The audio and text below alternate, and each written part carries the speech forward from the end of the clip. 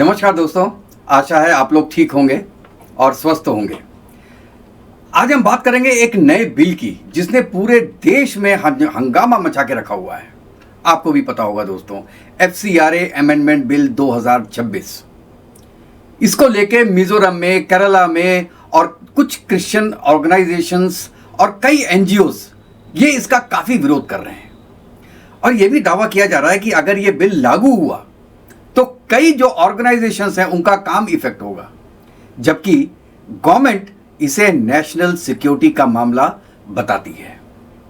तो दोस्तों आज इसी के बारे में डिस्कस करेंगे कि कितना इंपॉर्टेंट है FCRA अमेंडमेंट बिल और इसकी हिस्ट्री क्या है, ये कब से शुरू हुआ है और पहले ये किस फॉर्म में था और हल्के हल्के किस फॉर्म में ये तब्दील हो गया, और जो आज का जो अमेंडमेंट है वो कितना जरूरी है या नहीं है। अच्छा, अब यह है कि सबसे ज्यादा प्रॉब्लम किस कंट्री को है, पता है आपको इसके बारे में? वो है अमेरिका को। क्योंकि आपको पता होगा जो मार्को रूबियो भी इंडिया आए थे तो वो सबसे पहले मदर टेरेसा फाउंडेशन गए थे। ये बताना चाह रहे थे कि साहब हम USA के सेक्रेटरी हैं और हम मदर टेरेसा फाउंडेशन गए हैं, इसका मतलब है कि एवरीथिंग इज फाइन, यहां पे कोई इशू नहीं है, यहां पे FCRA बिल की जरूरत नहीं है इंडिया में। समझ रहे हैं आप? अच्छा, आखिर ये FCRA बिल है क्या? भी इसके बारे में बात करते हैं। नाम तो आपने सुना ही होगा, फॉरेन कंट्रीब्यूशन रेगुलेशन एक्ट, ये इसका पूरा नाम है। और जो अमित शाह साहब है वो मानसून सेशन में अभी इसको जो अमेंडमेंट है 2026 अमेंडमेंट उसको लाने की तैयारी कर रहे हैं। अच्छा, ये 1947 में जब भारत आजाद हुआ था तो उस समय क्या प्रॉब्लम थी कि आर्थिक रूप से इंडिया बहुत कमजोर था। तो उसमें क्या था, शिक्षा, स्वास्थ्य और आपका जो ग्रामीण विकास है उसके लिए बाहर के पैसे की जरूरत थी इंडिया को। उस वक्त क्या हुआ कि विदेशी देशों ने NGOs और ट्रस्ट को फंडिंग देना शुरू कर दिया था। अब उसमें कौन कौन थे? America, Germany, Italy, France, Britain के सहित कई देशों ने भारतीय NGOs, ट्रस्ट और जो चर्चेस हैं उनको सहायता भेजना शुरू किया। उद्देश्य क्या था कि भारत के विकास में योगदान करना। ठीक है। अच्छा, शुरू में क्या है, फंडिंग का फायदा ही फायदा दिखाई दे रहा था सबको। शिक्षा में, स्वास्थ्य में, सामाजिक कार्यों में पैसे आने लगे। उस समय गवर्नमेंट क्या करती थी कि इसको कहती थी कि ये हमको आर्थिक सहयोग मिल रहा है फॉरेन कंट्रीज से, वो उस फॉर्म में देखती थी। फिर क्या हुआ, फिर आया कोल्ड वॉर और तब से पूरी कहानी बदल गई दोस्तों। कोल्ड वॉर के दौरान दुनिया दो भागों में पड़ गई, ये तो आपको पता था। एक है USA ब्लॉक और दूसरा था USSR ब्लॉक। अच्छा, ये भी आपको पता है कि भारत किसी भी गुट में शामिल नहीं हुआ। नॉन अलाइनमेंट मूवमेंट की नीति के कारण अब क्या है कि दोनों पक्ष जो थे, USA वाला, USSR वाला, दोनों इंडिया में अपना प्रभाव बढ़ाना चाह रहे थे और दोनों ने उस वक्त ज्यादा इंडिया के NGOs में फंडिंग अपनी बढ़ाई। यहां पे देखिए, उनका जो पर्पस था वो केवल हेल्प करना नहीं था, बल्कि अपनी स्ट्रेटेजिक इन्फ्लुएंस को भी बढ़ाना था हिंदुस्तान में। आप समझ रहे हैं मेरी बात? तो इंडिया ने क्या किया, इंडिया ने जितनी ये फॉरेन जो आपकी हेल्प थी उसको एक्सेप्ट किया, लेकिन फिर भी इंडिया किसी ग्रुप का हिस्सा नहीं बना। और यही कहता हूं, यही नॉन अलाइनमेंट की जो पॉलिसी थी वो आगे जाके एक तरीके से हिंदुस्तान की पहचान बनी। अब आता है 1971 और इस युद्ध ने पूरी कहानी बदल दी। ऐसा क्यों कह रहा हूं मैं? इस वॉर में और बांग्लादेश बनने के बाद भारत की जो इंटरनेशनल प्रतिष्ठा जिसे कहते हैं आप, वो बढ़ गई, वैल्यू बढ़ गई। दुनिया और बाकी जितनी भी कंट्रीज हैं उनका ध्यान इंडिया की तरफ गया और उससे क्या हुआ कि जो ये फंडिंग है, फॉरेन फंडिंग, ये कई गुना बढ़ने लगी। अब केवल कुछ देश नहीं बल्कि दुनिया के कई हिस्सों से NGOs, ट्रस्ट, फाउंडेशंस और चर्चेस को पैसे मिलने लगे और इंडिया जो है वो पूरी आपका साउथ एशिया में एक उभरती हुई शक्ति बन के सामने आ रहा था। उस वक्त की बात कर रहा हूं मैं। अब सरकार को थोड़ा डर भी लगा। सरकार को चिंता हुई कि अगर ये विदेशी पैसा फ्यूचर में पॉलिटिक्स में, सेपरेशन में, रिलीजन में और इन सब और एक्सट्रीमिज्म में या नेशनल सिक्योरिटी को प्रभावित करने के लिए कहीं इस्तेमाल तो नहीं होने लगा है। और यहीं पर इंपॉर्टेंट हुआ कि एफसीआरए लाया जाए। जो एफसीआरए का लॉ था उसकी जरूरत पड़ी अब कि यार कुछ ना कुछ करना पड़ेगा। तो इंदिरा गांधी जी ने पहली बार जो ये फॉरेन फंडिंग है उस पर यह क्वेश्चन उठाया कि यार इसको जो है कुछ ना कुछ रेगुलेट करना चाहिए। तो 1975 से लेकर 1977 तक, वो आपको पता है कि वो इमरजेंसी पीरियड था। इसके दौरान इंदिरा गांधी ने कहा कि भैया जितनी विदेशी ताकतें एनजीओ के जरिए भारत में पैसा भेजने की कोशिश कर रही हैं वो साथ में पॉलिटिक्स भी कर रही हैं, मतलब इंडिया की पॉलिटिक्स को प्रभावित करने की कोशिश कर रही हैं। गवर्नमेंट का उस वक्त यह भी मानना था कि केवल सोशल वर्क नहीं कर रही बल्कि पॉलिटिकल इन्फ्लुएंस भी बढ़ा रही हैं ये कंट्रीज इंडिया में। उस वक्त की गवर्नमेंट को ये आशंका थी कि विदेशों से आने वाला ये पैसा फ्यूचर में क्या होगा कि ये पॉलिटिकल मूवमेंट में जाएगा, मास प्रोटेस्ट में जाएगा और गवर्नमेंट डीस्टेबलाइज होगी और उसमें इसका इस्तेमाल हो सकता है। इसीलिए यह बोला गया कि भैया ये जो विदेश से फंडिंग आती है इसकी निगरानी साहब बहुत जरूरी है।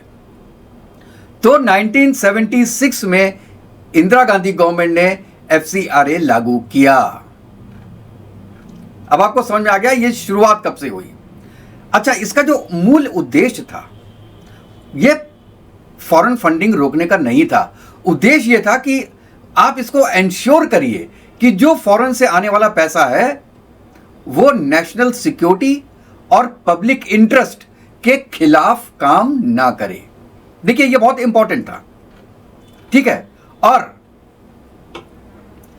यदि कोई एनजीओ विदेश से करोड़ों रुपए लेके के बाद भी अगर पॉलिटिकल गतिविधियों में शामिल हो जाए तो सरकार एफसीआरए के थ्रू उसको ट्रैक कर सके। इसीलिए फंडिंग के जो सोर्स हैं और यूसेज हैं दोनों की निगरानी एफसीआरए में की गई कि कहां से आ रहा है और कहां यूज हो रहा है। अब यह हुआ कि एक एनजीओ, जैसे मैं एग्जांपल दे रहा हूं, एक एनजीओ शिक्षा के नाम पे शुरू होता, बाद में यही एनजीओ विदेशी पैसे के सारे दूसरे एनजीओ को फंडिंग देकर पॉलिटिकल इन्फ्लुएंस भी बना सकता है। और यह हो रहा था। आप समझ रहे हैं, मतलब एक एनजीओ ने पैसे मंगाया, सपोज करो यूएस से 1 करोड़ रुपए मंगाया, आगे उसने 50-50 लाख दो एनजीओ को दे दिए। अब उन एनजीओ का रजिस्ट्रेशन ही नहीं है तो आपको पता नहीं है कि ये पैसा लग कहां रहा है, कहां जा रहा है। अब ये पैसा अगर पॉलिटिकल इन्फ्लुएंस में लग रहा है तो भी आपको पता नहीं है। तो इसीलिए गवर्नमेंट चाहती थी कि इसको किसी तरीके से रोका जाए, ये खतरे को रोका जाए। और खतरा कहां का था? पॉलिटिकल पार्टीज पे फॉरेन का प्रेशर ना पड़े, इलेक्शन प्रोसेस में इसकी पार्टिसिपेशन ना हो, रिलीजियस टेंशंस और फोर्स्ड कन्वर्शन में ये यूज ना हो। This is very important point. और सेपरेटिस्ट और एक्सट्रीमिस्ट ऑर्गेनाइजेशन की फंडिंग इससे ना हो। गवर्नमेंट का ये एक तर्क था कि यदि विदेशी पैसा गलत हाथों में पहुंच गया दोस्तों, तो ये भारत की जो इंटरनल सिक्योरिटी है उसको भी प्रभावित कर सकता है। इसीलिए एफसीआरए में केवल ये एक जिसे कहते हैं आर्थिक कानून नहीं था बल्कि सिक्योरिटी लॉ भी था। दोनों एलिमेंट इसके अंदर थे। अच्छा, अब क्या हुआ? 1970 के बाद फिर कुछ बदला। कई वर्षों तक ये जो एक एफसीआरए का इशू था वो चलता रहा, जो व्यवस्था थी वो ही चलती रही। लेकिन आप ये देखिए समय के साथ साथ एनजीओस की नंबर भी बढ़ने लगे और विदेशी फंडिंग भी बहुत तेजी से आने लगी। 1991 में जब इंडिया की इकोनॉमी खुली तो उससे क्या हुआ? फंडिंग भी बहुत ज्यादा बढ़ गई। और हमारे जो उस समय प्राइम मिनिस्टर थे डॉक्टर मनमोहन सिंह, उन्होंने इसको बढ़ावा भी बहुत दिया था। और जब बढ़ावा दिया तो उसके कारण क्या हुआ कि एनजीओस की जो संख्या थी वो मल्टीप्लाई होने लगी साहब। अब पुराने नियम पर्याप्त नहीं थे अब, क्योंकि पहले एनजीओस की संख्या बहुत कम थी, लेकिन लिबरलाइजेशन के बाद हजारों हजारों नए एनजीओ आने लगे। तो जो पुराने नियम थे वो बहुत ज्यादा कमजोर पड़ने लगे दोस्तों। अब क्या किया, 2010 में एफसीआरए का रिवीजन हुआ। सरकार ने क्या किया कि रजिस्ट्रेशन, मॉनिटरिंग और फाइनेंशियल रिपोर्टिंग इसको पहले से ज्यादा सख्त कर दिया। और 2010 में ही गवर्नमेंट ने क्या किया कि एफसीआरए का जो रजिस्ट्रेशन है वो मस्ट कर दिया कि वो आपको करना ही है, और हर 5 साल के बाद उसका रिन्यूअल करना है।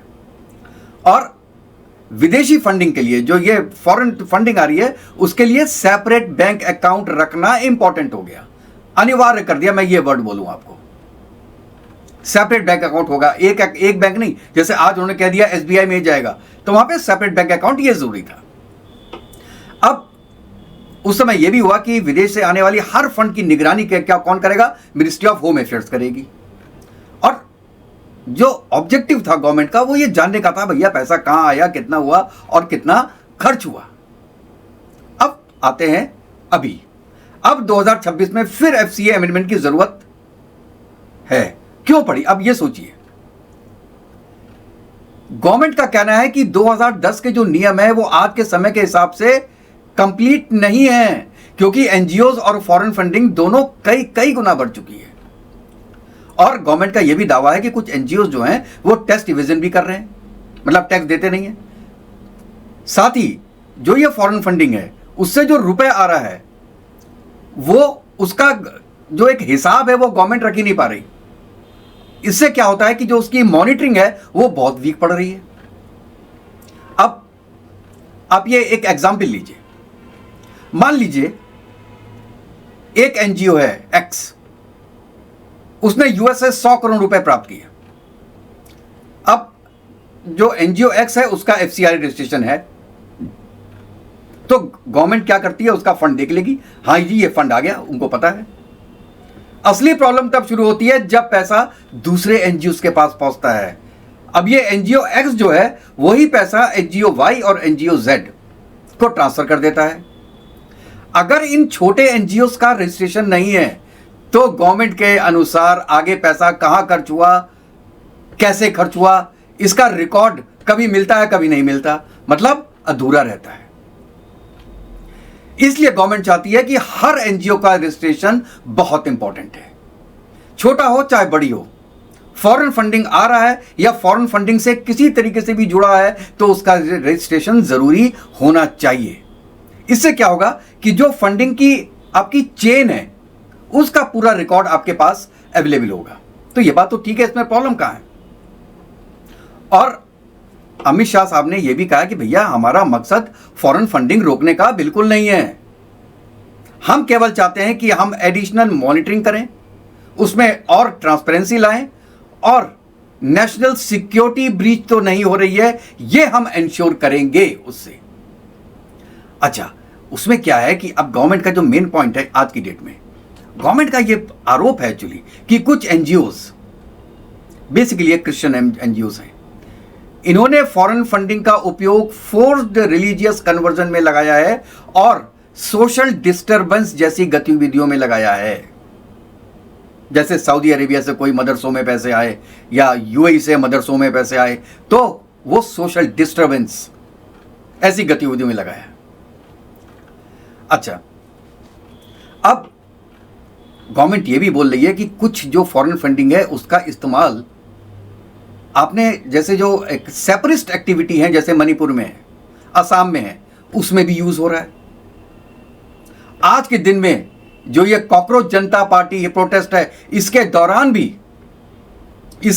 भी इसका यूज हो रहा है, ये गवर्नमेंट का मानना है। तो इसीलिए गवर्नमेंट चाह रही है कि हम कुछ एक्शन लें। और अमित शाह साहब ने बोला है कि 19,000 से ज्यादा एनजीओज ने एफसीआरए नियमों का उल्लंघन किया है और जो विदेशी पैसा आ रहा है उसका दुरुपयोग किया है, और इसके आधार पे उनका लाइसेंस उन्होंने कैंसिल कर दिया। और गवर्नमेंट ने यह भी कहा है कि जितनी फॉरेन फंडिंग है वो केवल स्टेट बैंक ऑफ इंडिया में ही आएगी और किसी बैंक में नहीं आएगी। और इसका काम है कि भाई ठीक है, हमारा मॉनिटरिंग सिस्टम जो है वो और पुख्ता हो जाएगा। इसमें प्रॉब्लम तो लोगों को नहीं होनी चाहिए। अच्छा, इसमें नेचुरल है कि आपको उससे क्या होगा कि आपको आराम से ऑडिट हो जाएगा, वेरिफिकेशन हो जाएगा, और जो ट्रांजैक्शंस हो रहे हैं उनकी आराम से ट्रैकिंग हो जाएगी। और अगर कहीं पर भी उसका रॉन्ग यूज हो रहा है पैसे का, तो गवर्नमेंट बहुत जल्दी उसको ट्रैक कर सकती है कि बेटा ये पैसे कहाँ जा रहे हैं, ये किसी एजुटेशन में तो नहीं जा रहे हैं, ये फार्मर एजुटेशन में तो नहीं जा रहे हैं, ये सीए एजुटेशन में तो नहीं जा रहे हैं, ये कॉकरोच जनता दल में तो नहीं जा रहे हैं, कॉकरोच जनता पार्टी में। तो वो बहुत आसान होगा उनका पूरा लास्ट तक मनी ट्रैक करना कि जहां से आया और जहां उसका एंड यूज हुआ वहां तक। अब गवर्नमेंट ये बात कर रही है कि हम इसके लिए एक डेजिग्नेटेड अथॉरिटी बनाएंगे। इसका काम क्या होगा कि भाई जो बंद हो गए हैं एनजीओ, उनका फॉरेन एसेट्स, रिकॉर्ड्स और उनके जो आपके लीगल मैटर्स हैं उनकी देखरेख करेगा। ये तो जरूरी है ना। और 2020 से 2026 के बीच में जितने भी एनजीओज बंद हुए हैं, उनकी प्रॉपर्टीज, बिल्डिंग्स, व्हीकल्स और बाकी के एसेट्स, वो तो अभी इंडिया में ही है ना। तो सरकार ये कहती है कि इन्हें कानूनी प्रक्रिया के तहत आप गवर्नमेंट के अंडर लेके आओ, और गवर्नमेंट उसका आगे क्या एक्शन लेगी ये गवर्नमेंट पे डिपेंड करेगा। तो ये उन्होंने उसके लिए बोला है। अब इसमें अब क्या करते हैं कि ये अपोजिशन पार्टीज क्या बोल रही हैं। वो कह रही हैं कि सरकार बिग ब्रदर बनना चाह रही है। एक टीएमसी के एमपी हैं सौगता रॉय, उनका यह आरोप है कि अगर नया एफसीआरए बिल पास हो गया तो सरकार हर एनजीओ पे एक एक्स्ट्रा निगरानी रखेगी, और उससे क्या होगा कि ट्रांसपेरेंसी से ज्यादा गवर्नमेंट का कंट्रोल हो जाएगा एनजीओज के ऊपर। भाई ट्रांसपेरेंसी तो जरूरी है ना, कंट्रोल तो होगा ही होगा। जो भी गवर्नमेंट होगा, आज बीजेपी की गवर्नमेंट है, कल को आपकी आएगी तो आपका भी तो कंट्रोल होगा।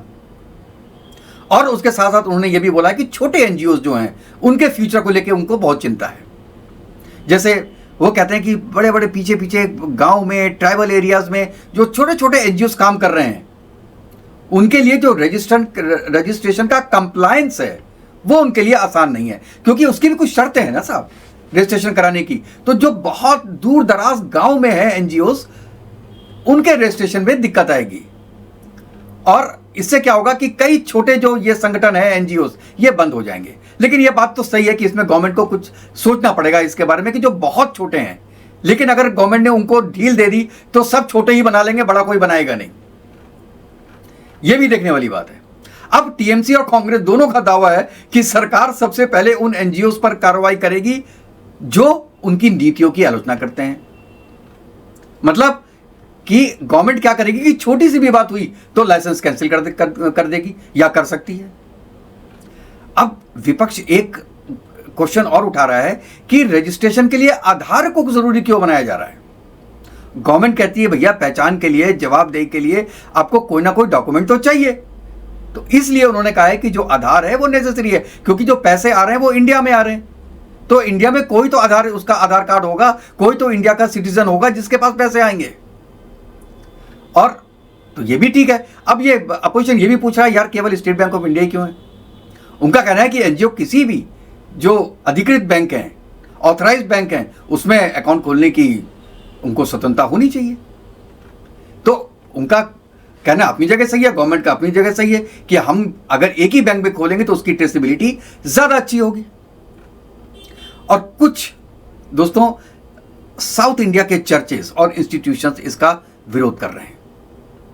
उनका कहना है कि नए नियमों से जो विदेशी फंडिंग जो आ रही है उस पे जो स्कूल्स हैं, यूनिवर्सिटीज हैं और चर्चेस हैं जो उन पे डिपेंडेंट हैं, उनको दिक्कत आ सकती है। इसी के कारण कई जगह उग्र प्रदर्शन हो रहे हैं और इसका विरोध हो रहा है दोस्तों।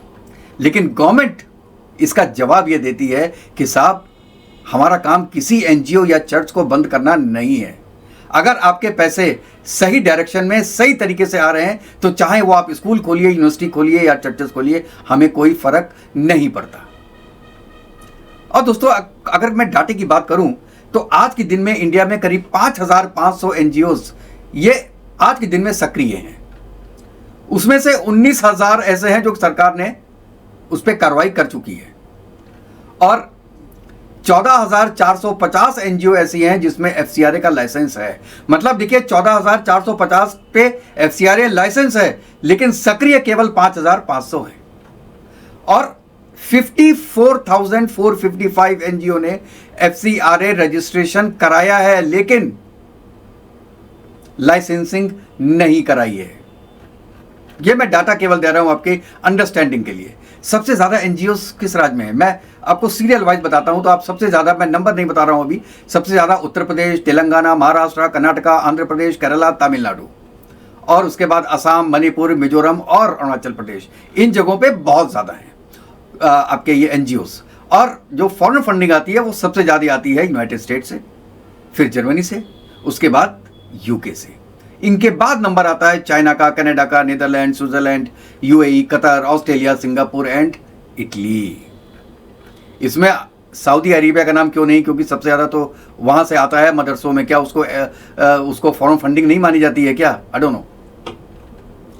और सबसे ज़्यादा जो फंडिंग लेते हैं इंडिया में, वो सबसे ज़्यादा लेता है Believers Church, World Vision, CASA CASA, Ramakrishna Mission, CRY India और प्रथम। तो ये लेने वाले सबसे ज़्यादा हैं। और ये आप उनका एरिया ऑफ वर्क अगर आप देखते हैं तो सबसे ज़्यादा education, health care, children welfare, elderly care, social development. देखिए इन्हीं सबके अंडर में तो पैसा आएगा। वो ये थोड़ा ना कहेंगे कि हम पैसा जो है वो सेपरेजम में लगा रहे हैं या कन्वर्जन में लगा रहे हैं, ऐसा तो कोई बोल के लाएगा नहीं। पैसा तो सबसे ज़्यादा ऑफिशियली इसी में आता है। और केवल क्रिश्चियन कम्युनिटी जो है वही एफसीआरए बिल के विरोध कर रही है इस वक्त सबसे ज़्यादा, क्योंकि जो पैसा आ रहा है वो यूएसए, और यूएसए जो देती है वो क्रिश्चियन मिशनरी को देती है, और जर्मनी भी। इसका उनका मानना है कि ये अगर न्यू नियम आ जाते हैं तो भैया इससे हमको दिक्कत होगी। अब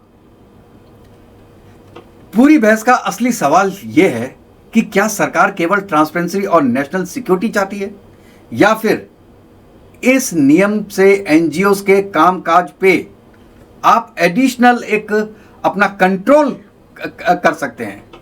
और यही सबसे सेंट्रल क्वेश्चन है दोस्तों। यहां पे इसीलिए आ रहे हैं, दोनों आमने सामने हो गए, सरकार और अपोजिशन। गवर्नमेंट का क्या तर्क है, भैया हमारी मॉनिटरिंग अच्छी होगी, ट्रांसपेरेंसी अच्छी होगी, नेशनल सिक्योरिटी अच्छी होगी, उसका मिसयूज कम होगा। और अपोजिशन कहती है कि भैया ओवर रेगुलेशन हो जाएगा या सिविल सोसाइटी पे दबाव होगा और छोटे एनजीओस के लिए बहुत मुश्किल हो जाएगा कंप्लायंस करना।